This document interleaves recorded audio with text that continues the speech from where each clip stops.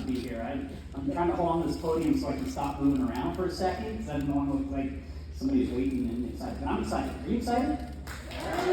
Excited? All right, real quick question. How many folks in this room currently own a glampground, glamping location, a campground, an RV resort of life? Okay, and how many in this room do not?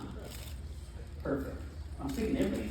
So, my name is Mark Koep, and in this session, we're going to go into marketing, which can be kind of boring a little bit. I don't know. Who likes marketing?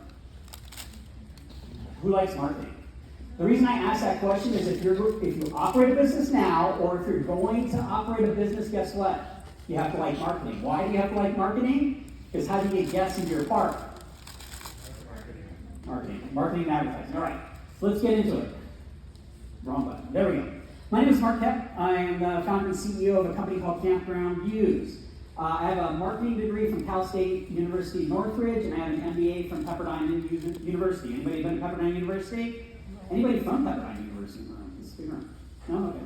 Well, it's that beautiful campus up in Malibu, up on the hill. I didn't live in Malibu. I actually had to commute a long ways to get there, but it was awesome because I was in a boring class.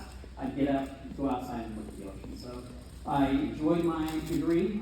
In 2009, my wife and I sold everything that we owned. We bought a fifth wheel before it was cool, and we hit the road, and we lived full-time on the road for what ended up being 12 years.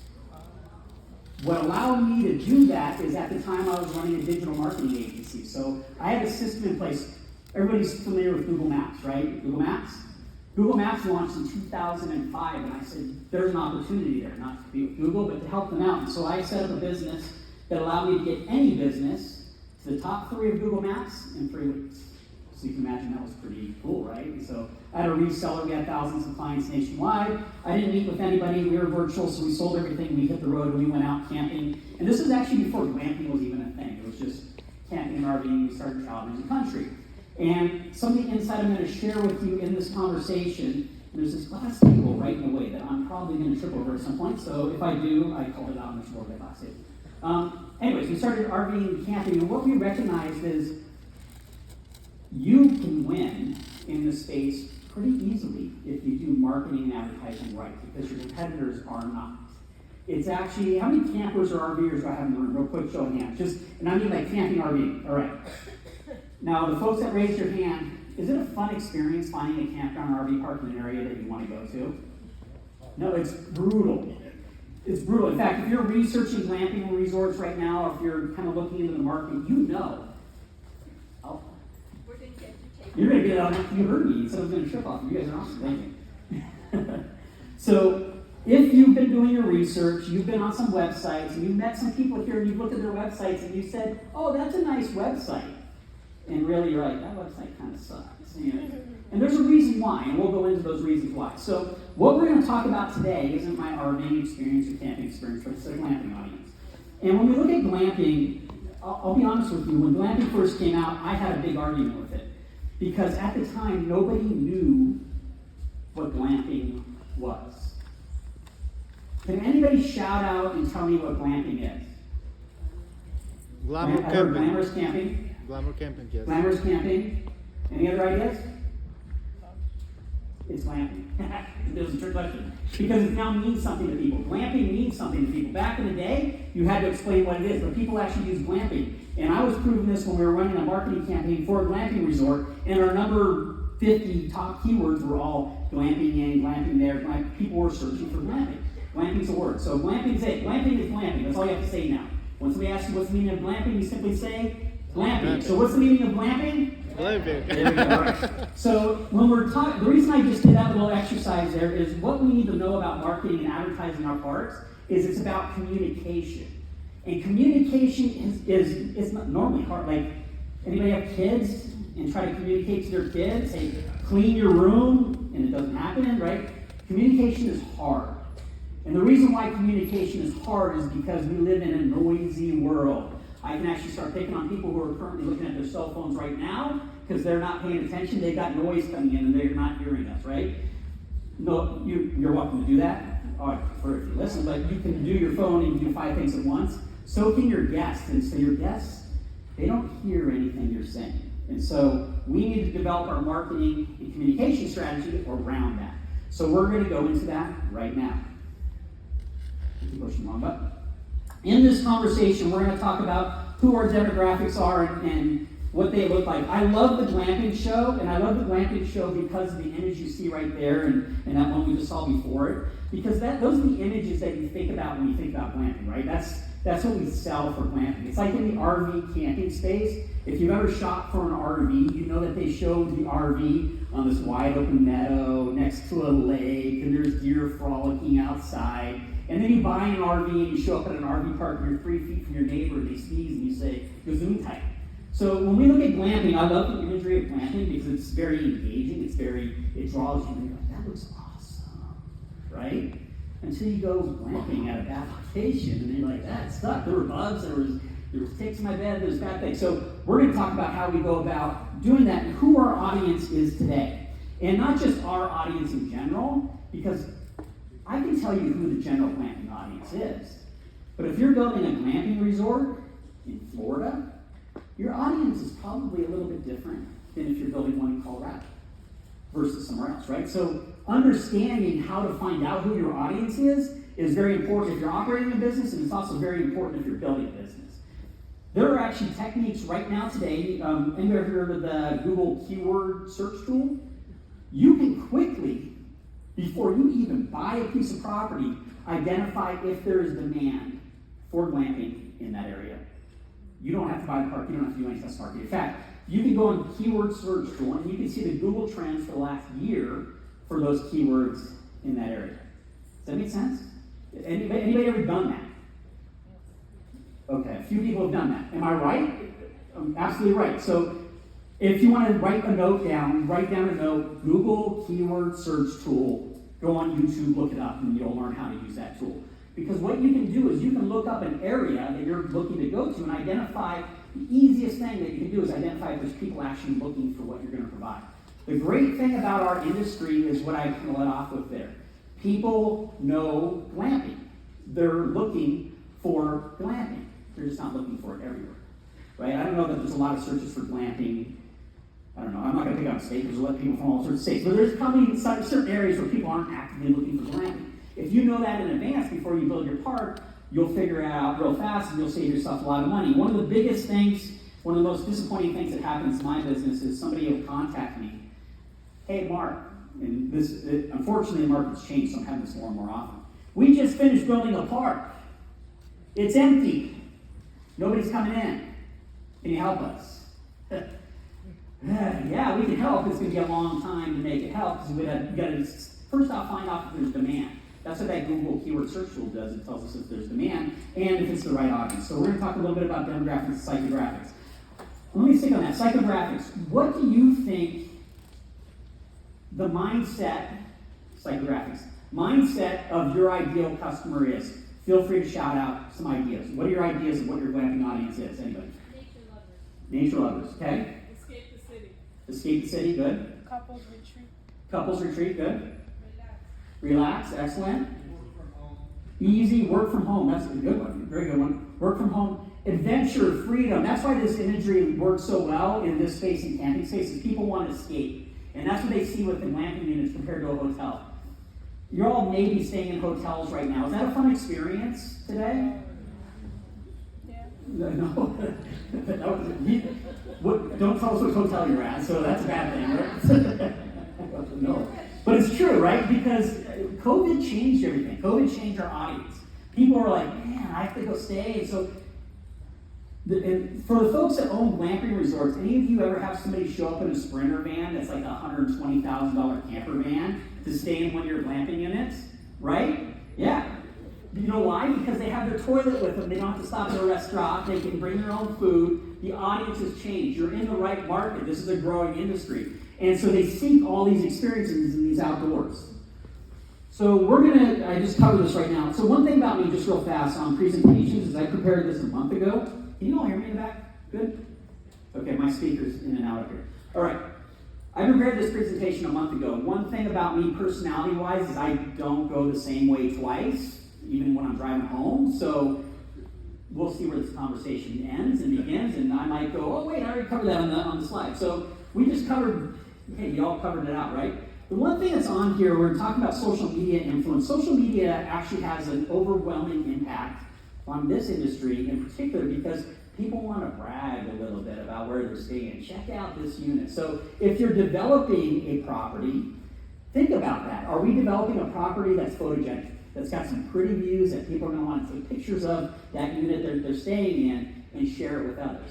What does that become? It becomes bragging, right? It becomes free marketing and it becomes, fear of missing out. Other people are like, wait, I'm going to stay there too, right? So understanding that social media does have an impact on your audience is important. Now, when we look at glamping, camping, RVing, and the overall market, the big thing that matters is the first impression. And y'all, I don't really speak at RV park and campground events. You're all younger than those owners are. Not knocking those owners, it's a different audience of folks. So you may understand this a little bit more, but I typically will ask this question. Is the most important sign your entrance sign at your property? And the answer is, most people are like, yeah. And these are people that have spent $40, $50, $60, $100,000 on their entry sign. And they spent $3,000, $2,000, $1,000 on their website. The most important sign, the first impression everybody gets about your business is found where? Online. And notably on a phone. So very important piece of information because I work off a desktop, many will work off of a desktop, and you'll have a firm develop a website for you, and the first place to look at it is on a desktop. I encourage you not to do that. I encourage you to look at it on a mobile phone first, and then you actually navigate through your website and make sure it communicates on a mobile phone first. Because if you're doing well, you'll find that 70 to 80% of your traffic is mobile-based traffic. So understanding that your first impression matters, it is your website, it's not the sign, the entrance to your park. Now that matters a little bit, but that's after they've already committed to come to your park, they've already booked and you got them, right? So if it's a bad sign, well, we're already in for the adventure as it is. The other thing that I want to talk about is storytelling. There's some really good examples in our industry, and I won't point them out in the front row here because I always do that to poor Aaron, but there are people here that have told really amazing stories. Aaron, please raise your hand. This is Erin from In-Town Campground in Nevada City, California. She did a textbook and actually amazing open story. So before they ever built their park, they staged a photo shoot. And then using social media, she shared the story of them developing their park and building it out. What do you think that did when they finally opened? They have rabid fans that were like, I need to come here. The point being is that she had a story and she used the tools that are out there to do it. So you may ask, well, what do I use? Do I use TikTok? Do I use Instagram? Do I use Facebook? My answer is, it depends. It depends on who your market is, who you're going after, and how you want to communicate with them, and also what tool you're comfortable with. Some tools you're not going to be so comfortable with, and others you are. The other thing that's important about glamping and really the outdoor space is the emotional connection that you have. Existing owners here know that. You know that when people arrive at your property, they generally arrive at a high level of stress. They're coming on a Thursday or Friday, they got the kids out of school, or they left the kids with the grandparents, but they arrive at your properties here, stress level. Your goal is to bring them down here as fast as possible. So when you're thinking about your property, and this is something I advise folks, because it can be very, very hard if you own a resort to actually remove yourself from your resort and look back at it as a normal person. Because, right, you're in it all day long, so you see it, and you're like, ah. Listen to the folks. If they arrive stressed out and they come in aggressive to you, the cool thing is glamping, I don't know, do you get aggressive folks in your parks? Glamping, anybody? Or is everybody just chill when they get there? Yeah, no, people are stressed out. Right, so when they arrive stressed, is there things you can do right away to drop that stress level? Some of the coolest things that I've seen parks do, there's this one park that's up near, it's in Montana, it's near Custer's Last Stand, up near Little Big One. And they're right off the interstate, but they're down a 1 mile dusty, dirty, like really dirty, dusty road. So they know that when people get there, they're actually really pissed off because they usually come from California and Washington with clean, nice cars, and now they get there and their car's a freaking mess, and I'm checking in, are you kidding me? So you know what they do? It's awesome, because I arrived at this park really pissed off because my rig, I just washed it, it's a dirty mess. They didn't even say hello. They simply walked up with suckers or ice cream bars. How many people are, here's ice cream bars? And I was like, all right, we're good, that's fine, right? So the point being is if you can bring their stress level down as fast as possible, it's really good. So I'm going to give you a child. I have 3 kids now, and my wife still hasn't figured this one out. But my trick for them is, say, we've got a 1-year-old right now, and he's crying. You know what my trick is? What's that? What? Distraction. You can use it in your parks too, or in your operations. Distract them with something they're not expecting. So what could that be? It could be a number of things. So let me back up real fast. You walked in here thinking I was going to talk about marketing strategies. Is this marketing strategies here? Absolutely, this is marketing strategy. This stuff sticks, right? It's the little things you can do in your park and your property that make all the difference in the world. So there's a park in, they're actually unfortunately underwater right now over in North Carolina, completely underwater. But the 4th time since they opened the park 3 years ago. Another insight, if you're building near a river, have a business plan, and they did. They knew they would be flooded multiple times. So they actually have a whole cleanup plan to get the water out. Their strategy for this is they don't even have people check in at the office. They have a fully contactless check-in system. Instead, what they do is they stage their staff near the entry road into their property on golf carts. And when the folks roll in, they say, hi, they know the license plate because they checked in. Hi, John, we're going to take you to your site right now. And they guide them over to the unit or the RV site. And are you familiar with how to set up in this case, the RVs, are you familiar with how to set up? And if they say yes, they say, well, we'll let you get set up and we'll circle back in a little bit. And they leave. If you camp or RV, you know that description I just gave you was completely different than the experience at every other property. So every other property, you have to stop, park, get out, walk into the office, wait 5 minutes, hope that the person is nice, check in, and then go to your unit. In this case, they're showing you right into your site when you get set up. And then 15 minutes later, they have somebody, it's usually the owners in this case, they roll through the campground with a golf cart, and on the back they have little gift bags, because they know who checked in, right? Who's all checking in. And they greet them, and they know that, I think it's 80% of their guests have dogs. So those little gift bags, those aren't for the people, those are for the pets, for dog treats. And they welcome to their park and hand them a dog treat, ask them how the setup went, and this park, so they just got flooded in this Hurricane Helene, right? I just communicated with them over the weekend, obviously, how's things going, whatever. You know what they said to me? All of their guests that are currently carrying camp credits have contacted them to say, use that for rebuilding your park. I don't want the credit.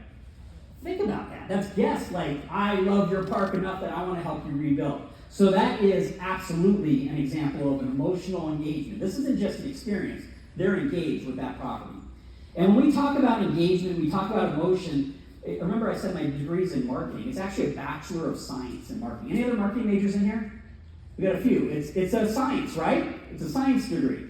Why is it a science degree? Because it's not perfect. You're constantly testing with marketing. You have a theory, you test that theory, you throw something out in the wind, you measure it, and then you refine it. So that's basically what marketing and science is, right? That's what science is.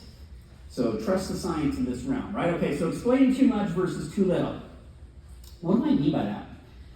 Another mistake that you often see in properties, and this is, I'm not a very wordy guy. I'll talk a lot up here, but you see I'm not super wordy. Let's keep going, then I can talk about it. But anyways, when communicating, and where we're talking about now, and what I want to really get into, is the communication that happens from the time somebody is considering going glamping to the time that they actually arrive at your park. There's a strategy to that. There's actually a process to that you should do. And my hope is that some of you, hopefully all of you, will take this and do this in your properties because you will find it will make you more money. The reason being is if you communicate effectively with people, a few things will happen. Number one, they'll decide to stay at your park. Number two, they'll decide to stay longer at your park. And number three, they'll buy other stuff from your park. So in a way, that's what we want. We want people to spend money at our park for a longer period of time and spend more money at our park. Right? And then obviously have good times and all that stuff in addition to it. So when we look at that, when we look at how we communicate with folks, there's a tendency to front load everything. And that's usually on your websites. You see this all the time, where the website has everything on it, and it's usually on the homepage. And you keep scrolling, you keep scrolling, you keep scrolling, you keep scrolling, you're like, I'm so confused as to what I'm here to do, I don't know what to do. This is a sophisticated room, so I know that there's some internet marketers in here. There's an idea called funnels. You ever heard of funnels, like funnel hackers? Anybody heard of that stuff? We can use that same philosophy in our industry too. So basically, your website gets this big group of people that are interested potentially in coming to your property, right? They're interested in the idea. We need to funnel them down to our ideal customer. Your ideal customer is going to be different for every property, but how do we go about doing that? We do it through properly structured information on our website. What do you think the first question somebody has if they're considering glamping and they visit your website is? I heard price, that's number 2, good. Easy to get reserved. That's 3. That's 4. Availability. The first question, and that was me to do that to you. The first question is this actually a glamping resort? That's their first question. Is this actually a place that I'm interested in? So what I advise you to have on your homepage, and you'll kind of intrinsically know this when I say this, is the first thing that they should see is an image. Not text, but an image. And that image could be a photo or a video, right? One of the two. A video, like a hero video that's a slow motion drone shot. Oh, it's amazing, right? Those great drone videos. Because all you want them to do, because you have a split second, you literally have a fraction of a second when that page loads for them to say yes or no. So if you look at your own website on a mobile phone, do you make them say yes or no in a fraction of a second? If the answer to that question is no, we need to fix that, right? So the first thing they're looking for is this what I'm actually looking for?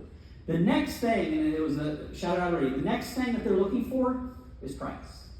Now they're not looking for exact price on the dates they're going to be there. They're looking for price range because this place looks really fancy. If it's $500 a night, it may or may not be right for me, right? So what I generally recommend, especially if you're using dynamic pricing, is you have a rates page, or even on the home page, rates from, right? Rates from $150 a night or whatever it is. Because now it frames in their mind what your price point is, so they've already answered the question, and this can all happen literally in less than 5 seconds. I'm interested in this park, it's in my price range. Then their next question is amenities and where is this at? What are those features that I talk about? Or that I want in part of my state. Did that make sense? Does that make sense? And I communicated that pretty easily, usually in less words than are on a normal web page. And the reason we're doing that is we don't want to overload the decision making on the homepage. We don't want to tell them about all the adventures and the side stories and the fishing and the hiking and the everything else on our homepage because they haven't even decided they want to stay with us yet. We want them to simply go, yeah, I'm interested. Okay, it's in my price range. Now let's learn a little bit more about the property. So setting up your information in a way that makes the most sense logically is obviously a very important thing. Any questions? And sometimes I start talking fast. Am I good? Everybody following along? Is this useful? Yes. Worthwhile? Okay. All right, so now let's get into the tools that you're going to use to communicate. And the obvious one is a website, right? And website optimization. There's a big thing on website optimization. There's a company in here on the floor that's already talking about it. AI is changing everything, and it's changing fast on this. And the reality is nobody, well, I don't know, maybe there's somebody in this room, but everybody, like normal people in the room, we don't have any control over AI. We're going to live in this environment that's being created. So what can we do to prepare for that? And that's probably unique. If you've heard anybody talk about marketing, they're talking about SEO and all that type of stuff. AI is cheap. I just got an email from Google that our Google Workspace, they're going to turn on that AI Gemini and AI video generation December 2024 on our account. This is coming so fast that if you're currently building a park, by the time you get it open, AI is going to be messing everything up. Where does it go? I'm speaking on the stage here running a business. I'm not a billionaire, so I don't know, but it's going somewhere fast. The point being is that what can you control? You can set up your website so that it's easily indexed and hopefully it ranks in these search engines and these AI models for what people will be looking for. So I wanted to stick on that a little bit because as you build your website, some people will try to sell you SEO. When they're selling you that and when you're buying it, because it's not a bad thing. SEO is not a bad thing at all because it's going to get you organic traffic and so forth. make sure you're structuring it not for Google of 2 years ago, but for AI of 6 months from now. Right? Does that make sense? Yes. Okay. All right, so then social media channels. I named a few of them: TikTok, Instagram, I don't know, Facebook Shorts, YouTube Shorts. 5 years ago, it was Facebook and YouTube, right? Like that was social media, maybe Instagram right at that time. But it's become so fragmented that social media is actually pretty hard in our space. The cool thing about glamping is that the glamping images, like if you have a pretty park with pretty tents, those tend to go viral because people want to see nice stuff and they tend to share it. But it's really hard from an operational standpoint to control that social media, right? So my strategy there, and I'm taking the strategy of a small business owner, you're doing everything, you're running this park, is how do I leverage that time and energy on social media? And what I want to do is I want to create opportunities for my guests to share my information wherever they want. And so what that means is I want to create those memorable experiences that they want to document. You know, the cheesy ones, and I don't mean cheesy, it's actually a smart move, is, you know, where you see the giant beach chair and it's got the logo on it, and people sit in it, share it on Facebook or whatever. Those type of things. Think about within your park, what can you do in that realm? I advise people to do this. If you have a glamping resort, do not number your units. Don't have 1, 2, 3, 4, 5. Have the Oaks Glam, Yosemite Valley, Grand Teton. Name your property, name the units. And then make sure those units are customized towards that name. So decorate them uniquely inside. That way people not only have an experience in that unit, but they also, even though they stayed at your property, they know that other unit's different, right? And so name it, because then people can share that name. On our end, as operators and marketers for campgrounds and RV parks, social media is actually a very difficult channel to generate business from. There are some people that kill it, but when I'm advising folks, it's a hard channel to go into and start growing your business. The reason being is that social media has now really morphed into entertainment. You know, who's TikTok fans in here? And Instagram fans? Do you go onto TikTok to go shopping for stuff, and then like you're watching, I'm gonna click, because the second you click that link in the description, what's it doing? It's taking you off of TikTok. And I'm on TikTok to watch videos. I'm not on TikTok to go, book glamping, right? I might remember your brand or whatever because I saw it, but I'm not looking to actually take that direct booking action. That's why I like channels like Google Ads. Google Ads is people actively looking for your services in a market. Let's advertise to them, right? People that are looking for us. The OTAs that are out there that have this audience of folks already coming looking for your type of property, let's advertise there. A lot of folks, and I see this all the time, is social media is easy because I have the app on my phone and it's really good, and I saw like 400 people respond to that, and it was awesome. Well, yeah, but you just spent 5 hours documenting that. Look all the time and energy you wasted. So use caution with social media. Booking systems. I kind of hit this in the beginning there. When you're looking at booking systems, simple question to ask them is, give me an example of one of your clients that's using your booking engine. Pull it up on your phone and try to book a site on the phone. Can you do it? Is it easy to use? Some people will miss that. Again, booking system needs to be super user-friendly out there. Don't ask me which one the best one is, because I don't know. It varies based upon your needs, but we're going to do all this marketing to drive all this traffic and make them go, yeah, I want to stay here. Yeah, this has been my price range. Yeah, I'm excited about staying there. And then I'm going to send them to a reservation engine that was built in the 90s and they can't navigate on the phone. No, we want to make sure that our reservation system rocks. And I'll click on the next one. So when we use each of these tools, we want to map. And what I mean by mapping, and this is going to probably help you structure this out, because I just threw a whole bunch of just jargon and crud at you that you're like, well, I don't know how useful that is. What I'd invite you to do, so we got keyword tool for Google, right? That's something you wrote down, right? Right? Yeah. Okay. I was just giving myself to get a drink, an excuse to give myself a drink. I was joking with you. All right. So how do we map our guest journey? If you're already in operation, you can actually map your guest journey pretty easily. And the best way to go is to go to Google, take the Google reviews that you have, and do this on a desktop, and open up ChatGPT in another window. And you're going to go to your Google reviews, and you're just going to copy and paste as many of them as you can into ChatGPT. And then you're going to tell ChatGPT, you're going to say, hey, I need to map a consumer journey that resonates with all the people that gave me 5 stars and counters out the people that gave me 1 and 2 stars. can you give me a consumer journey that would make sense for this audience? That was gold right there. Did y'all write that down? Like, that was a nugget right there. So then ChatGPT is going to spit something back at you, and then I want you to look at it again. And you're going to say, well, provide feedback to it, right? And refine it. And what you're going to end up getting is you're going to get a really nice bullet pointed list of the ultimate consumer journey to your property. And it's going to be different for everyone, but you notice, and this only works obviously if you're an existing glamping resort and you have those Google reviews. But what you just did is you did market research of your existing customers who took the time to write a review, good or bad. You ran it into an AI engine and you said, give me an analysis on these customers and what I can do. That's gold right there. Now what I'm going to do next is I'm going to take my email list. And before I do that, I'm going to go to ChatGPT. I need to test this consumer journey. Can you generate an email for me to send to my past guests to test some element of this? And I don't know what that is, right? Your element might be people really like the visuals of your property, or they really like the booking process, or it's going to be different for every property. But you're going to say, I want to test this in an email blast to my audience. And ChatGPT is going to spit out an email to you. It's going to usually have way too many superlatives, so you have to cut it down. It looks like AI if it's too many superlatives. But clean it up, make it normal English, and you're going to draft an email to your audience. And that email is going to ask them, you're going to test this theory. Does that make sense?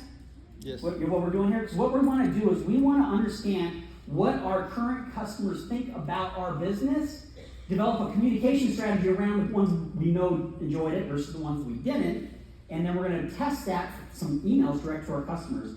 If you have a 5,000 or 10,000 person email list and you ask them a question, let's do an example.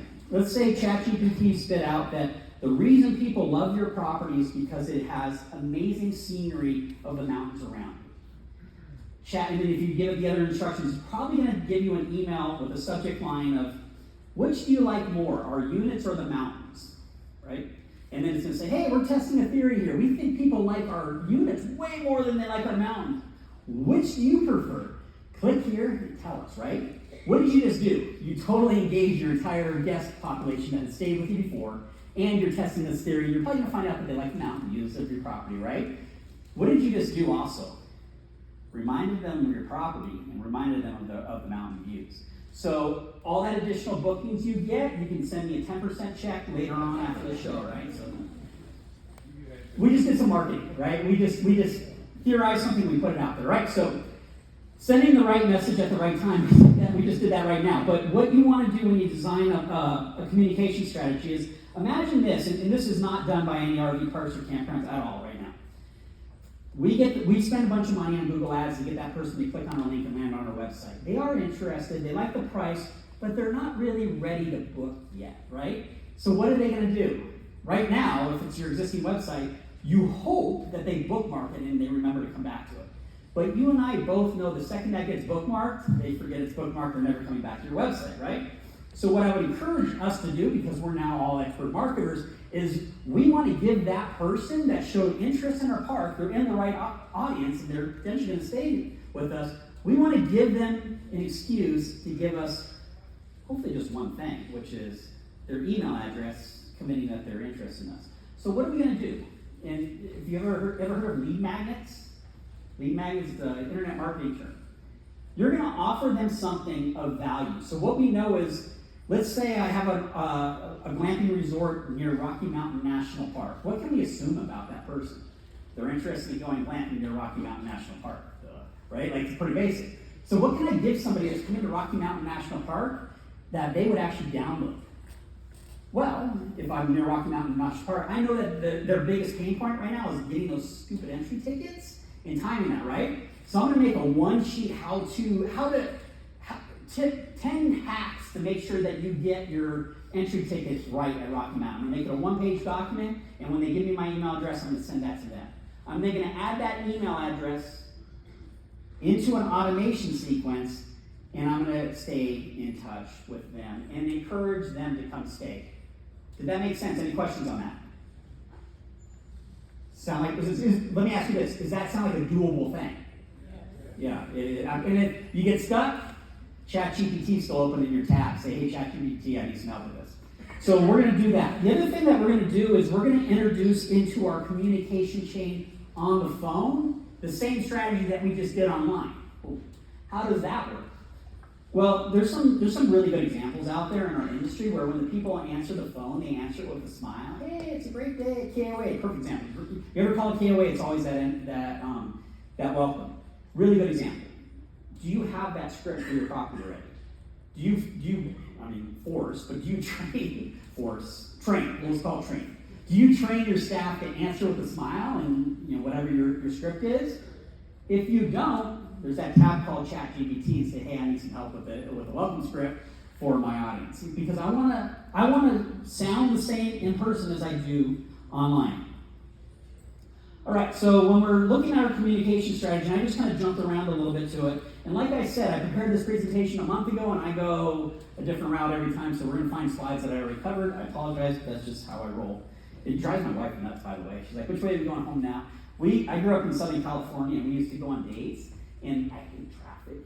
In Denver area, traffic, right? So I'd always get off. You see the red lights up ahead, and there's an exit, and it's like, do I do it? I always do it. And it never works out. Like, you see that truck, and it's going, and I'm like, and then I get on right on the truck. It never works. But anyway, sorry, I go off tangent right there.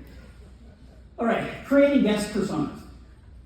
Do you have a guest persona for your guests in your park? Do you have sometimes called an avatar?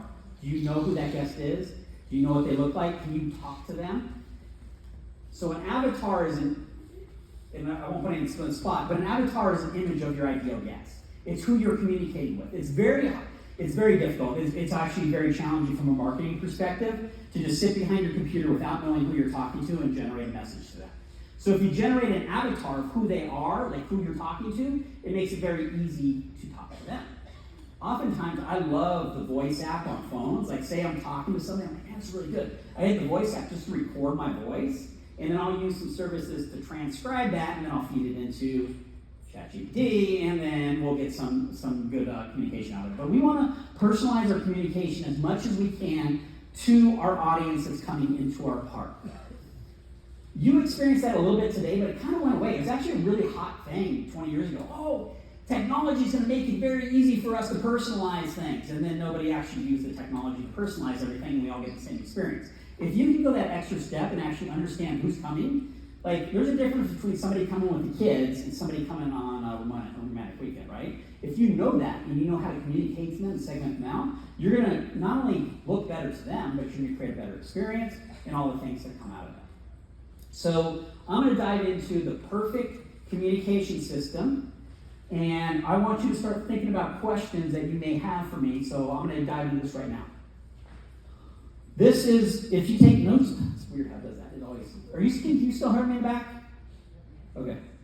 It's weird, it does feedback on me up there, I apologize. All right, so before booking, what can we do? We can make people aware of our park, right? So what does that look like?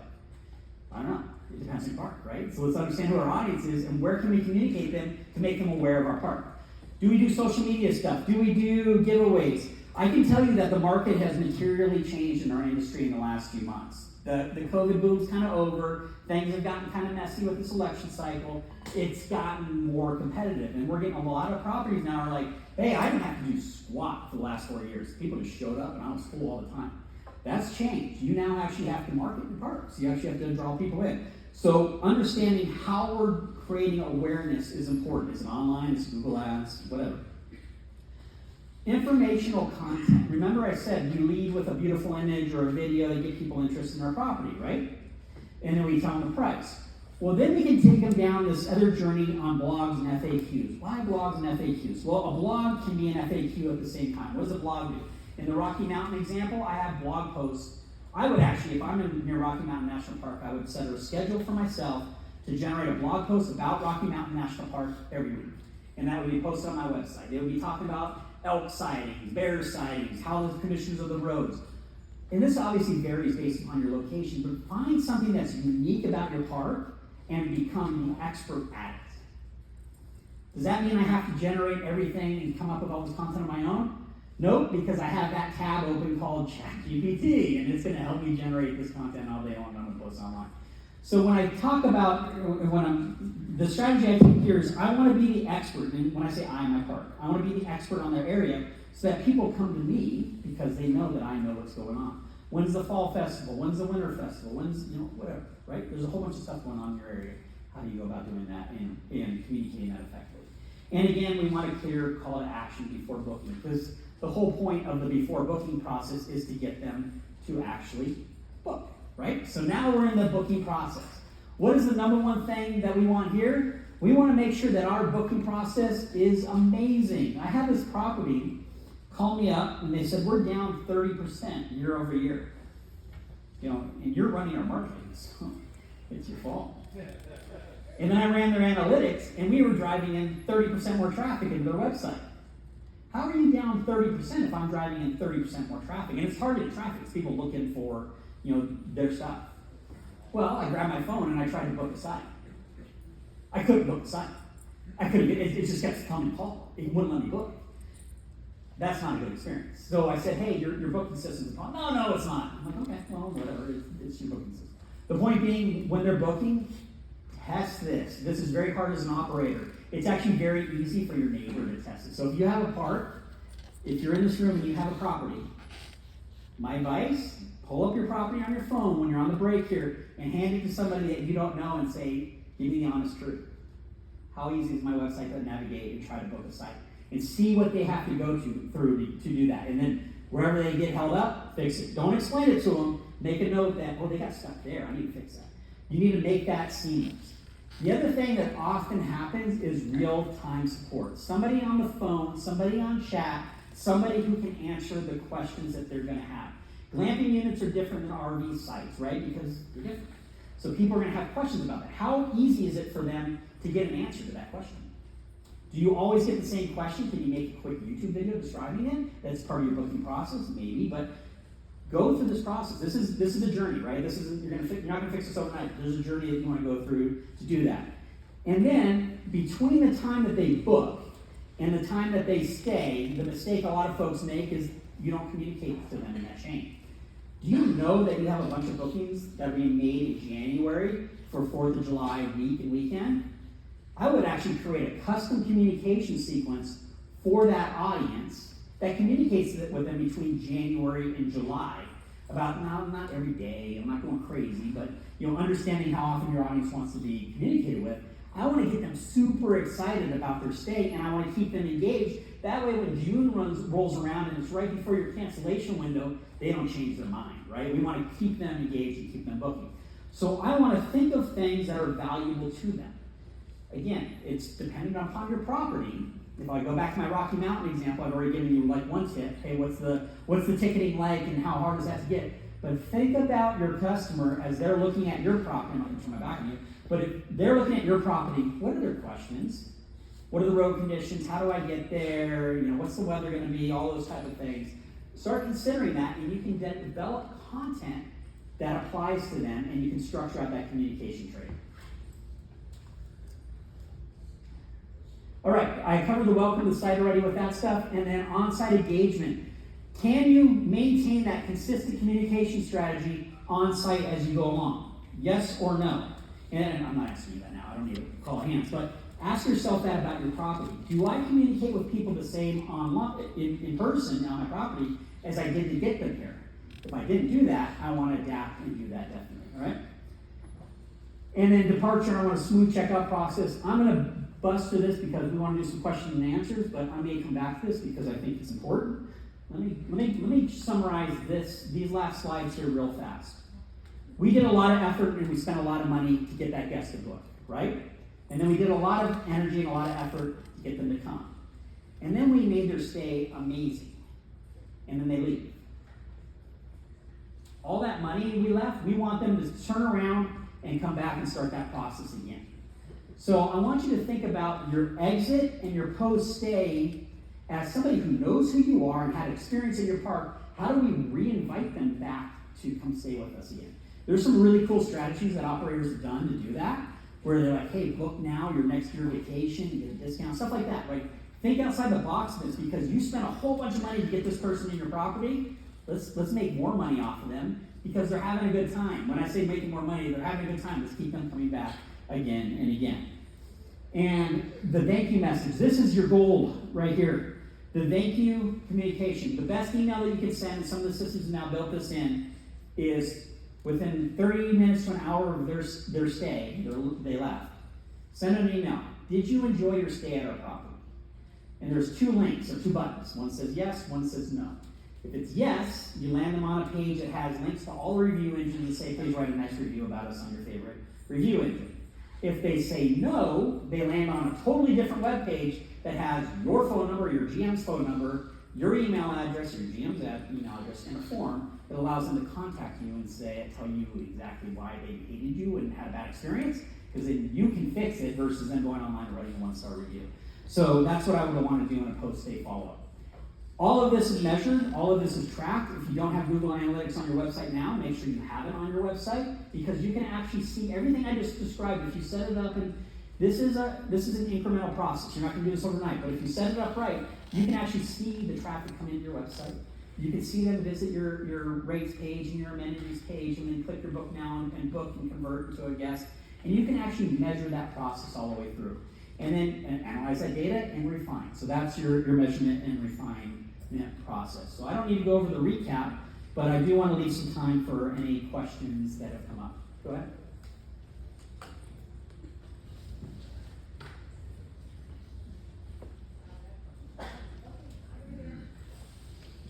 Hey there, my name's Mackenzie. I'm with Mendocino Magic in Northern California. So you made a really good point when you're talking about sending that quick email right after somebody leaves to give that feedback. How long is too long before you can send that message? Because we've been operating for several years. Say we want to launch a new feature or bring people back and still have their information because our CRM has been collecting their data for so long. How long is too long before it's awkward to reach out to these people, right? That's a very good question. So how long? 7 years ago. So here's a trick to do on that. So usually your biggest risk in doing a really late email is spam reports to like MailChimp or whoever, and then you get your account flagged. So there's some tricks. So what I would do is I would structure out an email sequence to go to them. And the first one, if you are you doing any emails, right? Let's assume you're not doing any emails at all. You're like, hey, this guy told me I need to do emails at this Glamping show, and I'm gonna go do them now. But I don't know how to do that, right? So what I'm gonna do is I'm gonna send out I'm gonna set up a series of emails, and the first one is simply gonna be, hey, this is Mendocino Magic. We haven't communicated with you in a while. How are you doing? Do you want to hear from us going forward? And then I don't leave I bury the unsubscribe link as low as I can on that email. And what I do is I put a button on there, and that button says yes or no. And when they click no, I use the automation sequence in that email handler to put them in their own unsubscribe list.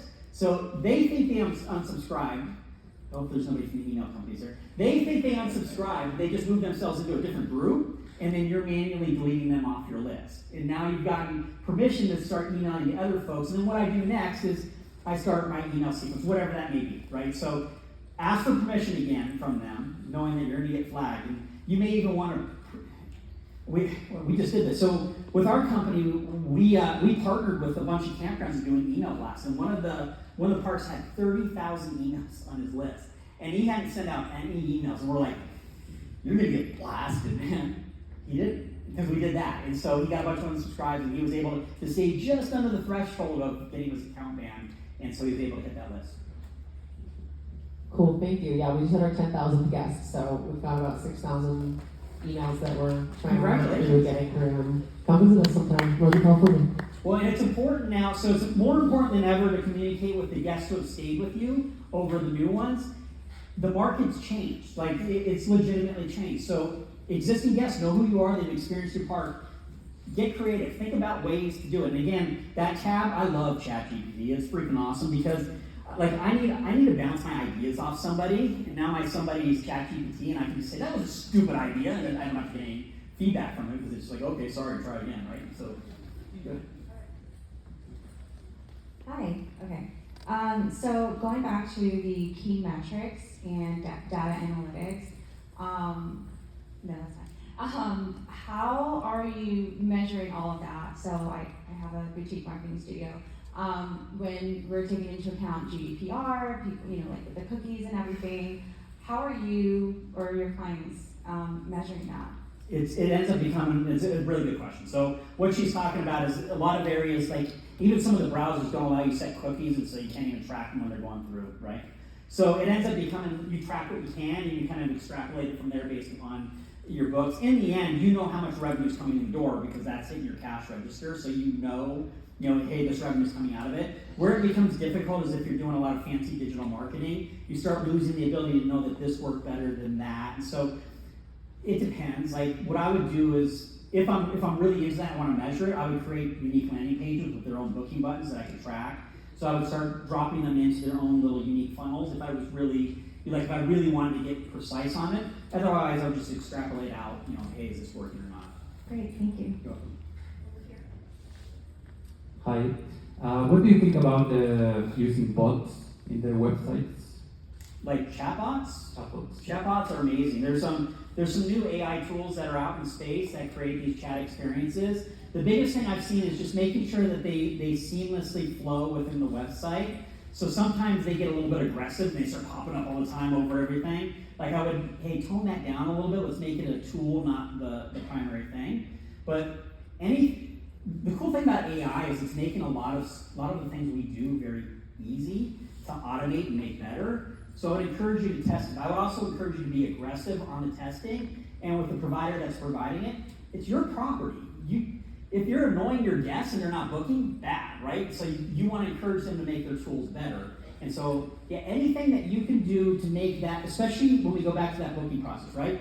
When they are during that booking process, I just did all the marketing, all the communication. I got them ready to book the worst scenarios they done. Yeah, let's wait a little bit. Oh, that's like somebody coming up to buy your car. You drove down to the Facebook marketplace and you're like, hey, my car's for sale. I'm like, let's drive it. They kick the tires and like, nah, So during that booking process, if there's AI tools, if there's chatbots, if there's call centers, you can use to make sure that you get them hooked and booked. Do it. Get that right. Hey Mark, thank you. I was wondering if you had any suggestions on loyalty clubs. I think that everyone wants to, build a loyalty club, but nobody really knows where to start or what to do or how to get guests to come back and keep coming back. So if you have any thoughts on that, would be great. So what I would do, back to that original idea, is the Google review idea of dropping them into ChatGPT, I would actually, ChatGPT, if you have the paid $120 a month or whatever, it has memory, it stores stuff. So you can start building off of that stored information. So I would actually say, hey, we're thinking about developing a loyalty program. Do you have any ideas? And it's going to spit something out at you. But how does you got to go back to why would the guest join the loyalty program? If you don't know the answer to that, well, then you can't create a loyalty program because you can't answer that. So that's the question. Why would they join my loyalty program? Oh, because they get an upgrade, or they get free sheets, or they get, is there something of value that they get out of it? Then they're going to have an excuse to join your loyalty program. The other thing to also recognize is your location. If you're that Rocky Mountain National Park glamping resort, yeah, you've got a major city there, but I'll go to Glacier. If you're near Glacier National Park, that's a bucket list destination that somebody's coming to once every 5-10 years, maybe, if you're lucky. You're not going to be doing a good job with the loyalty program, right? Because you don't get that return guest. So it depends on your audience. I would ask, what is it that would excite them to want to join? And that's how I would go about doing it. It's a hard question. And so you refine it. And then, so say you come up with an idea in a loyalty program. You're like, hey, let's go do it. No, chill out a little bit. Take a step back. Do a little dummy test. Make up some documents and start testing it with a few people and say, hey, we're thinking about this. Would you join? And if they say, heck yeah, I'm joining, then you're on the right path. If they're like, yeah, maybe, then you're not on the right path, right? So test it out. Hi, Mark. Do you have any advice for someone who personally hates social media but knows it's necessary? What is the least amount I can do to still be effective? And I'm just asking for a friend. So Aaron knows this. You know who else hates social media? I hate social media. I'm not on social media for any of my own stuff, except for a Facebook group that's freaking awesome for RV Park campground owners. My advice for you is, if I'm running a glamping resort and I know that there's demand for my property in that area, I don't necessarily need to be on social media. I can be advertising and spending my time in other areas where people are actively looking for me, right? So I can take that time and go somewhere else.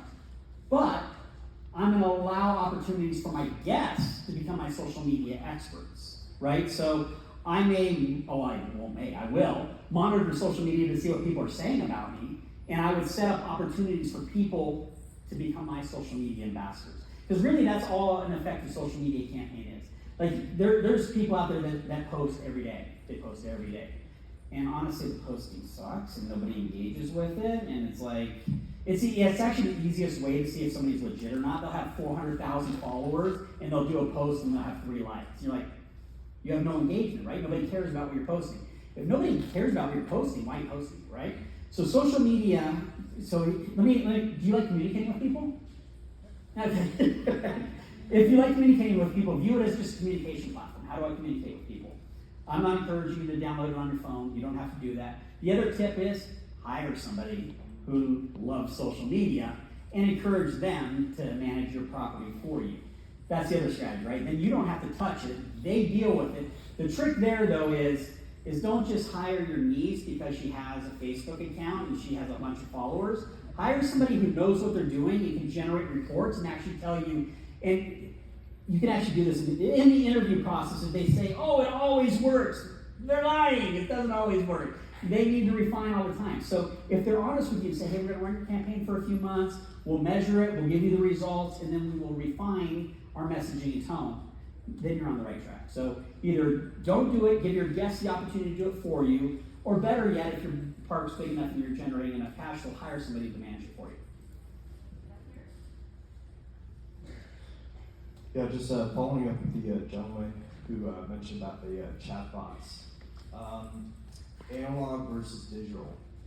And, I am guilty of this, that whenever I go through an experience or like service, whatnot, they always follow up with me with an email saying like, oh, how did we do? I always delete that email or decline that call. Would it be better to ask for a survey in a written analog form, or is digital preferred? I love this question. This is an excellent question. Because one of my tips right now for parks, the market, when I say the market's changed, it's changed.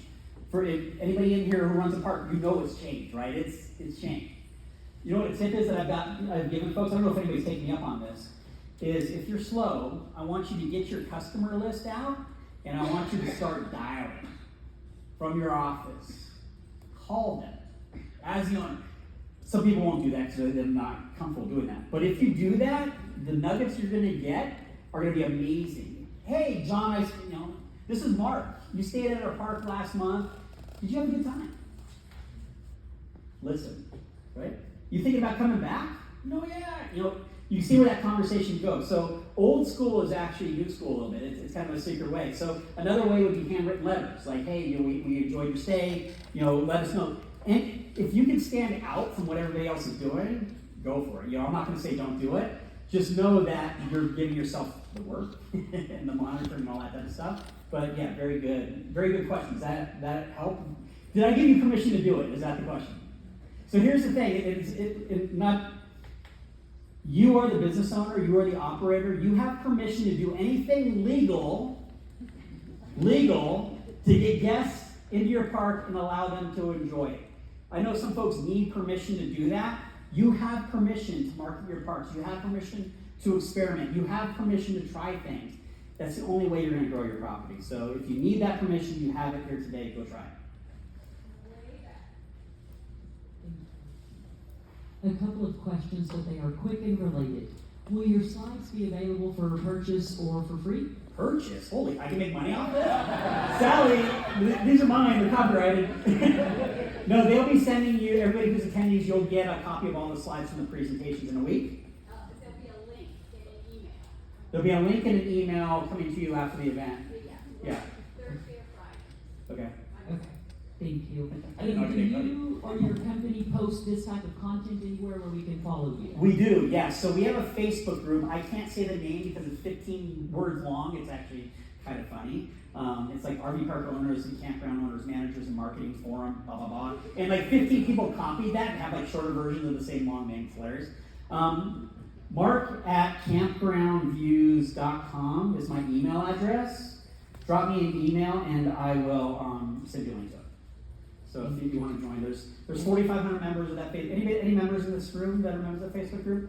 Got a few. Yeah, it's awesome. We help you out. Last question. Next year, if you present, can you be recorded? Because I tried to keep up and my brain melted in my hand. Sorry, you didn't hear me. I said slow me down. I get going too fast. I apologize.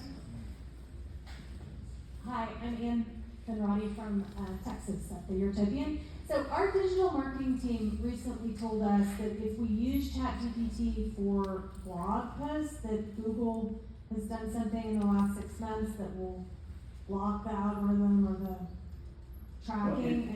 It basically won't show up if we use too much ChatGPT. Can you speak to that? Yeah. Do they provide SEO services? Yes. After that. I won't. I'll just say that. Don't use the initial post out of ChatGPT. Use other tools. Build on it. So don't just go, hey, ChatGPT, I need 15 blog posts for my campground website, and it's going to spit you out crud. In the example of the Rocky Mountain National Park, I would say, hey, ChatGPT, I need a blog post on my website to speak to my avatar, my audience, about what's coming up at Rocky Mountain National Park. And here's a link to the events calendar. Can you draft up some ideas? And then it's going to spit me out an idea, and I'm going to go, well, that's pretty good. Let's refine it, right? So I'm not just doing generic, because how is Google going to know that you generated via ChatGPT? Unless you leave all the superlatives in there. The biggest one, you know it's been generated by AI when it uses the word keen, right? I just use the word keen. That's the first time you've heard it today, unless you use ChatGPT today. So that's the easy way to see the AI. I hinted at that already. AI is going to change everything, and it's going to change nothing. But where is it going? Who the heck knows? Like, anybody use the voice prompt with ChatGPT on a phone yet? Isn't that freaking? Have you used the video functionality? You can use the video and look around the room, and it can start identifying stuff in the room. It's crazy where it's going. So, any other questions? That's it. Okay. One more.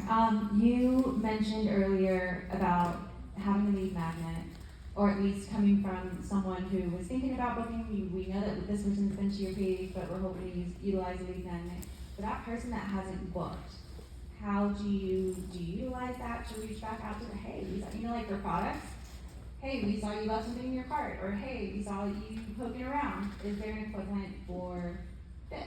Yes. So you don't want to be so cheesy as we saw you left the cart and you dropped out. But if they downloaded your lead magnet, I would actually set up an automation sequence already right after that. And then I would just make sure that if they do book, I pull them out of that automation sequence. And there's ways, all that stuff sounds complex, but you just have to take the time to do the YouTube tutorials and all that stuff. You can actually automate that automation sequence. So you're sending them an email, and then a week later they book. You'd pull them out of the automation sequence and put them into whatever sequence you set up. It can be overwhelming when you first hear it, and you're like, this guy's nuts. I'm not going to have the time to do that. But if you want to succeed, and if you want to really kick everybody's butt, and you take the time to do that, you will do very well, and you'll have very positive experiences with your guests. I hope this has been valuable for you. I appreciate the questions. My name is Mark Koep, and thank you for coming to the class.